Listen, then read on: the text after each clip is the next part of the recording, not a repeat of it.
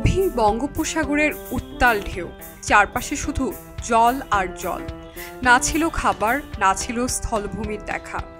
এমনই এক ভয়ঙ্কর বাস্তবতায় 5 দিন ধরে লড়েছেন ভারতের দক্ষিণ 24 পরগনার মৎস্যজীবী রবীন্দ্রনাথ দাস। আর তাকে মৃত্যু থেকে ফিরিয়ে এনে পৃথিবীকে এক আশাব্যঞ্জক মানবতার পাঠ পড়িয়েছে বাংলাদেশের একটি জাহাজ, যার নাম এমভি জাওয়াত।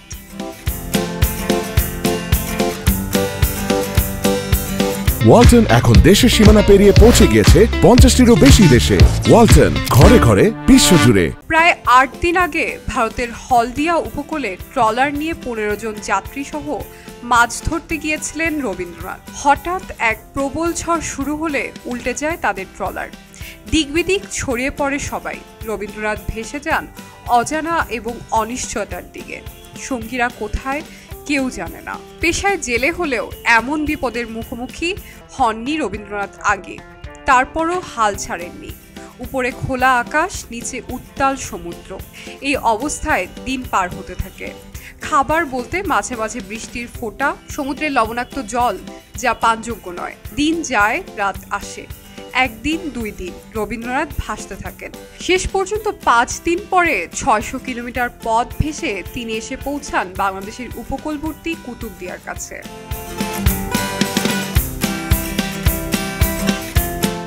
সেই সময় এমভি জাওয়াত নামক একটি বাংলাদেশি জাহাজের ক্যাপ্টেন দূর থেকে রবীন্দ্রনাথকে ভাসমান অবস্থায় দেখতে পান।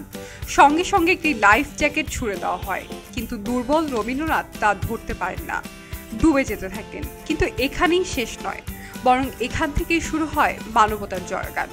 জাত পাত, সীমানা কিংবা পরিচয়ের দেয়াল ভেঙে ক্যাপ্টেন আর তার সহকর্মীরা রবীন্দ্রনাথকে উদ্ধারে জাহাজ ঘুরিয়ে দেন।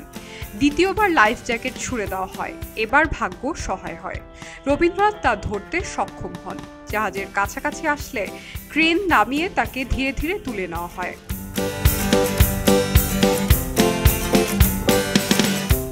এই ঘটনাটি জাহাজের একজন নাবিক মোবাইল ফোনে ভিডিও করেন। ভিডিওতে দেখা যায়, যখন রবীন্দ্রনাথকে সফলভাবে উদ্ধার করে জাহাজে তোলা হয়, তখন সকল নাবিক আনন্দে চিৎকার করে ওঠেন।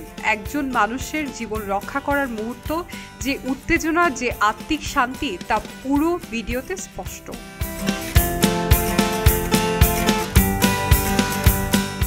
এই অনন্য ঘটনা প্রমাণ দেয়, সীমানা বা পরিচয়ের চেয়ে বড় কিছু আছে মানবতা। ধন্যবাদ এমভি জাওয়াত এর ক্যাপ্টেন ও নাবিকদের, যারা একজন মৃত্যু পথযাত্রীর জীবনে আলো ফিরিয়ে দিয়েছেন।